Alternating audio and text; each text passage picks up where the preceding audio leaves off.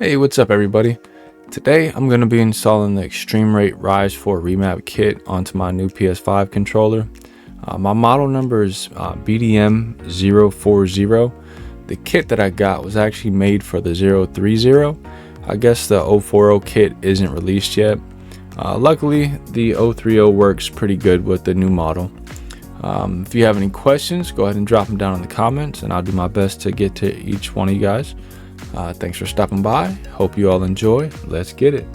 Alright, so today I am going to be taking this controller. It's a brand new PlayStation controller, the newest model, which I believe is BDM-040. And I am going to be installing this Extreme Rate Rise ramp kit, which is basically just the back button kit. Just gives you some mappable buttons to the on the back shell. You can put whatever buttons you want. It's not one of those kits that allows you to like map a bunch of different macros, as far as I know. So it's not really a cheat or anything like that. But what comes in the box is obviously the shell and the ribbon cables, along with a couple of pads and tape and a couple of odd things like that. These little squares, these go on the corner of the motherboard. You guys will see that later on in the video. And that's pretty much it. It comes with this cool little gamer manual or whatever. It's just like warranty information. If you need any help, gives you some information there.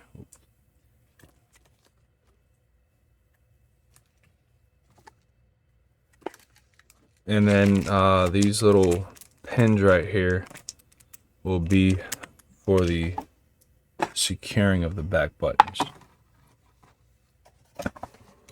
So let's get into it.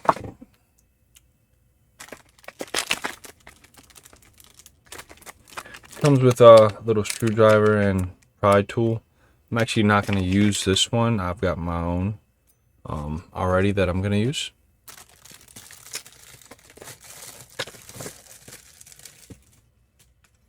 This one has the rubberized back, which is pretty nice. Gives you a little bit of extra grip when your hands get sweaty.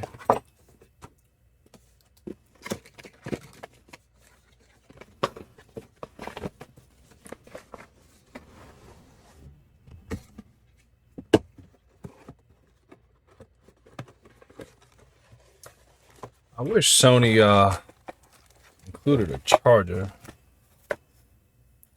for your brand new controller, which they don't. I guess every penny counts nowadays.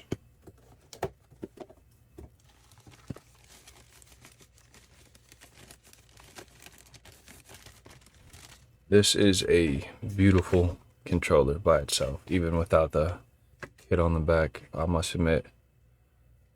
Red matches up pretty nice. First step is obviously going to be to remove your plastic trim piece. Take that, set it to the side, and then you're going to want to take out your R1, L1 buttons. They just pop right out.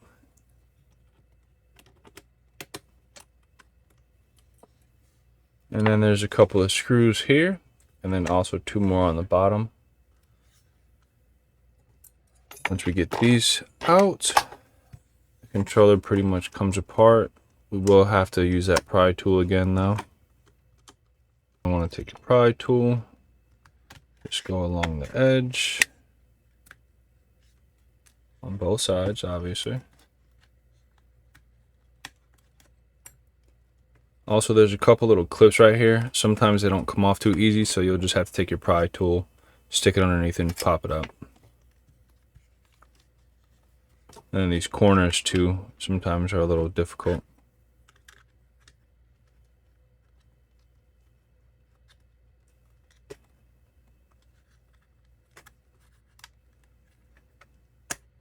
There we go. And there you go, voila. Next step is going to be remove your battery. You can do this usually by hand pretty easily. If not, then good pair of tweezers comes in handy. Then you're gonna have a screw right here for the battery tray. Once you get that out, you're about halfway done. And the controller is gonna want to come apart a little bit more once you get that screw out as well. So just be mindful of that. And then you've got one of your microphones. Make sure to be careful with that ribbon, not to tear it. Sometimes they come out by hand, sometimes they don't.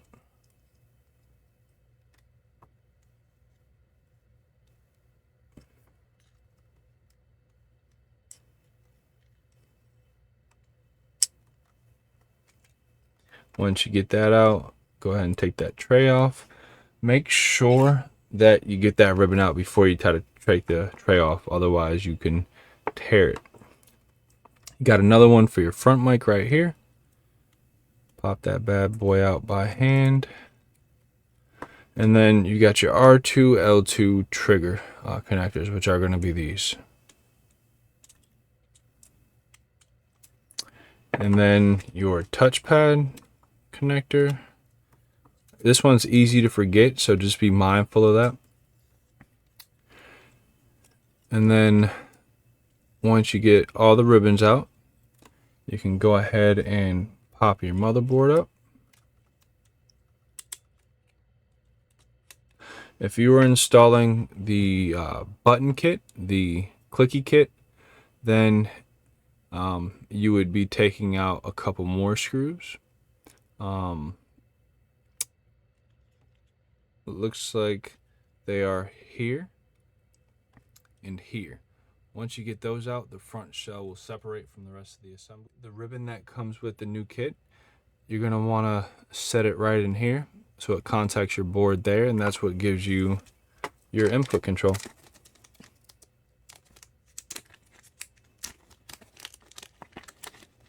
This installation is pretty easy and straightforward. We're actually not going to be using everything in this kit because we're not soldering the board. So there's a little red wire in here, which is used to map your touchpad, which we don't need our touchpad to be mappable, so we're not going to use that. Just set it over the side. And then when you're installing this cable, you're going to want to install it with the tape up when your controller is facing down, because this is going to wrap over onto your battery. So basically you can see that there's two little prongs right here. Just line them up with the holes on that new cable.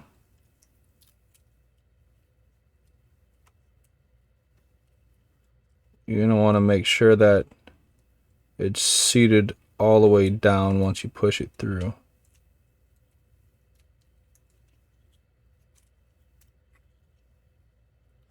There we go. Move this part of the cable out the way. Just stick it to the front of the controller. All right, then you're good to go ahead and put your motherboard back.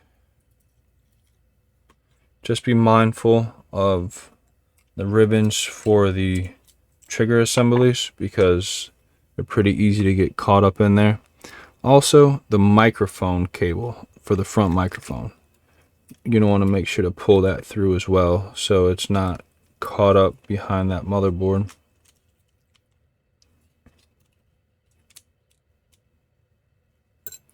Once you get that back together, you're basically going to just do the opposite of what we just did. So you're good to go ahead and start slapping that bad boy back together. All right, at this point you can go ahead and put your rear microphone back in. I find it easier to plug it in before I sit it in the tray. Just that way you're not fighting with the cable, having to twist it around or anything like that. All right, that's in there good. Usually take a pair of tweezers for this. And there's a little tab on it, and then you'll see a little slot on the tray. Just get that tab into the slot.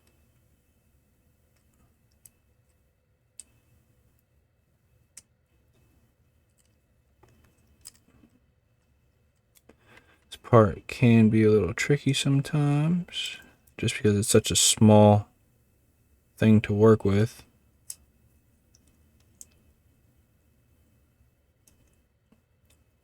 All right, that's in there secure. At this point, you can go ahead and pop that battery in. Be mindful as well. You'll see that these holes are not center in the connector. That's on purpose because your pins here are not center either. So make sure to not try to force it the wrong way, and you'll bend your pins up, and then that's a whole can of worms that you don't want to open. All right, go ahead and pop that battery into the tray. Now this doesn't clip in, it just sits pretty flush. So don't worry if it's moving around on you a little bit. And then you're going to want to take some tweezers or maybe your finger and get these wires underneath this little clip right here. And then you're good to go ahead and remove the tape on the ribbon cable. Tweezers is definitely the easiest way if you got a pair of good pointy tweezers, because this stuff is pretty sticky and it's hard to get your fingernail under there. As you can see, I'm having a hard time even with some tweezers. There we go.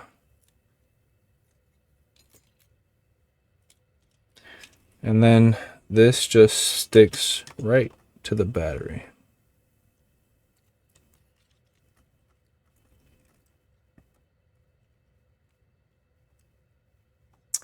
And then also there's another ribbon in here as well.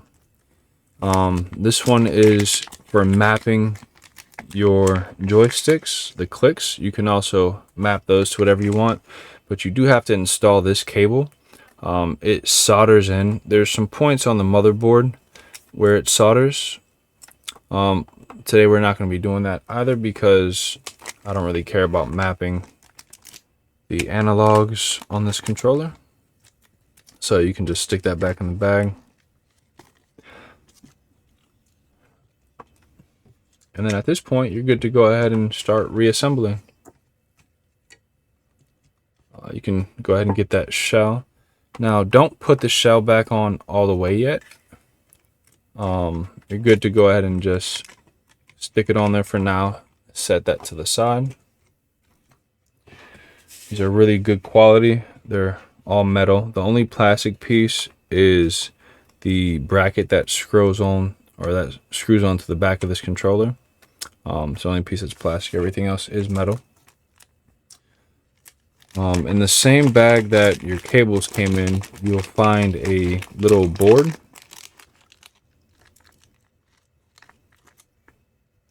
That's going to have your actual buttons on it.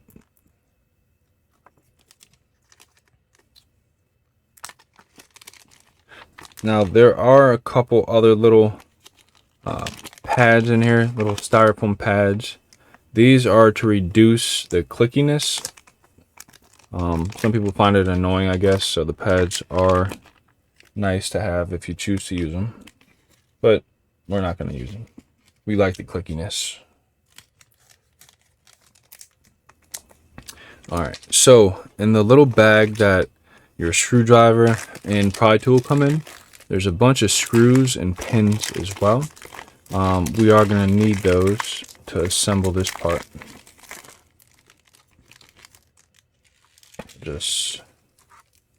I'll just dump all of them out into my little container so I don't lose any of them. The only ones that we're going to need are, there's some shorter black ones with the larger heads. These are the ones that we're going to want first. All we need is 4. I believe that there's I want to say that there's like 8 or 10 of these in the pack. We don't need all of those. They sent you a good amount of extra, probably because they know people are going to lose these. So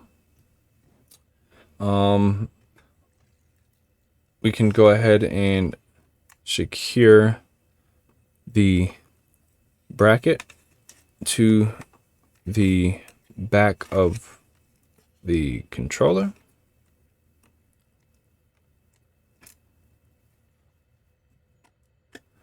You're going to want to make sure to go from the inside of the shell with these screws. Really only one way you can do it, but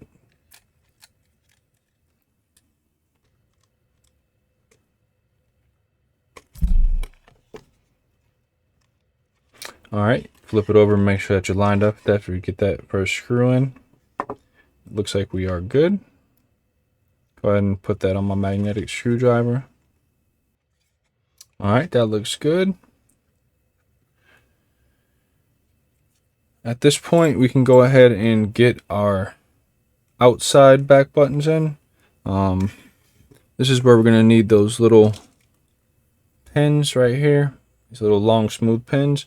Sometimes they don't go in all the way on the first try pretty easily. So if they don't, just take your screwdriver and stick them in the hole and just twist a little bit. You're going to want to make sure not to force it in there too hard, because you don't want to damage the bracket on this, because if you do, then you're going to need a new kit. Alright, once you get that little pin in there, there's these two little brackets right there. They just snap right in.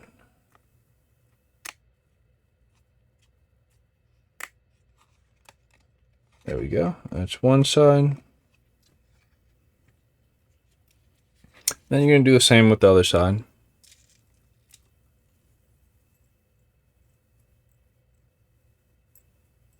Yeah, it looks like this one is not wanting to go in. So, like I just said, I'll take my little mini screwdriver, stick it in the hole, just give it a little twist.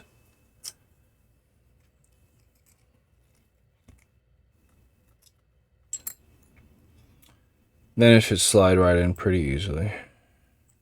Alright, that's in.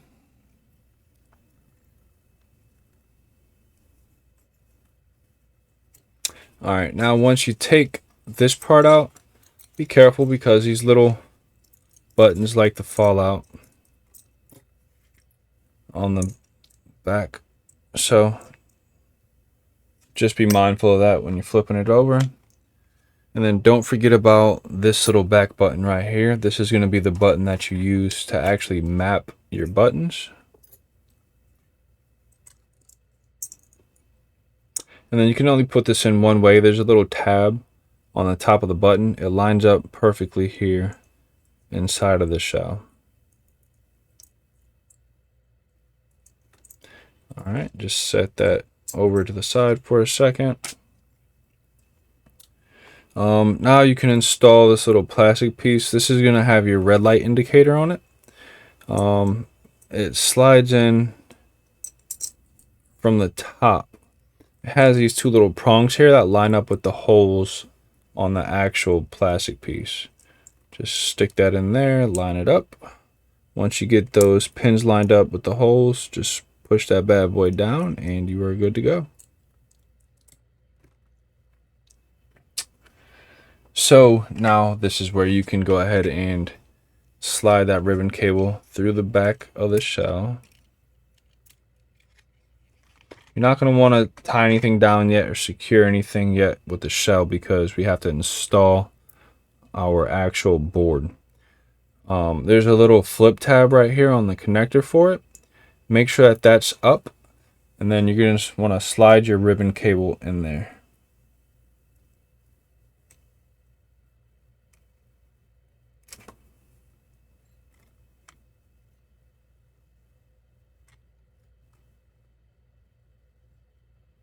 Alright, make sure it's seated. Once it's fully seated, you're going to want to push that little locking tab down just to make sure that that doesn't come out. Then you're going to want to remove the slack out of that cable. And then this has two little clips right here. You're going to want to make sure that you put it in at a slight angle to get the board under those clips. And then there's a little prong here that goes through the hole in the board, and another one here as well. They are shaped differently, so you can't put them in the wrong side. That way you're not putting the board in backwards. And now this is where those tiny screws are going to come in.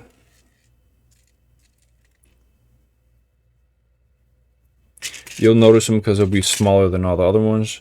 All we need is 2 of them. This is to secure the board to the bracket. All right, now that that's all assembled, we can go ahead and get this shell closed up. When you're reassembling this, you're going to want to make sure to put your triggers in first. It's easier to go in at a slight angle. Get that top side lined up.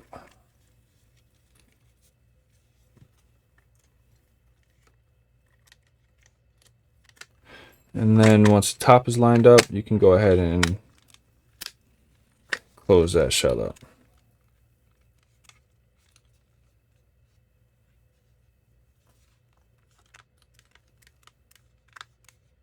All right, at this point, we can go ahead and reinstall our screws that we took out in the beginning. It doesn't matter what order you do it in.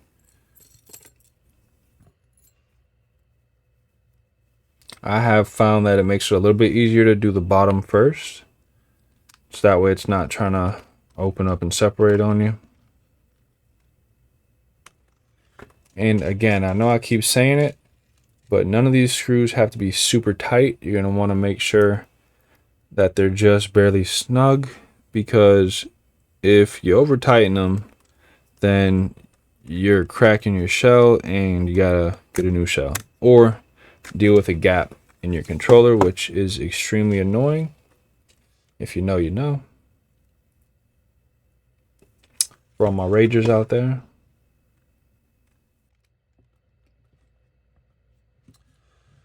All right, you can go ahead and get your L1, R1 buttons back in there. When you install these, make sure that this little flat tab is lined up with this slot right here on both sides. Otherwise, it's not going to go in right, and you don't want to break this tab. Once you get it in, just push it, make sure it's still clicky. It's the same on the other side. There we go. Now at this point, we're going to go ahead and install the cover.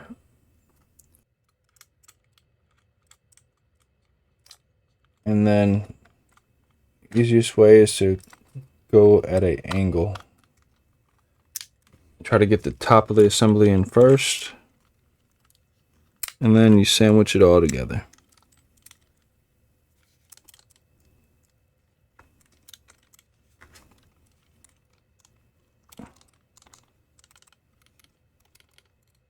Make sure all the buttons are clicky. Make sure that you don't have any odd gaps here. There's going to be a slight gap, but you just want to make sure it's not crooked. Make sure it's seated all the way. In this case, it is. And you can hear it. Sounds pretty good. I think it looks pretty good. Feels pretty good. Last step would be to install this little fascia part. Make sure that you're not putting it in at too much of an angle. When you put that tab in, you don't want these to go straight down into the controller. They go in at an angle. Then you snap it all together. And that is it. You're going to want to make sure your controller turns on still. This is a brand new controller, so it's not connected to anything. So it's not going to actually power on all the way. Next step will be to test it out. Obviously, make sure it's operational. Make sure you don't have any issues. And you should be good to go. Hope you guys enjoyed, got something valuable out of this video. If you did, please hit that like, share, and subscribe button. And hopefully I brought some value to you today, and hope to see you on the next one.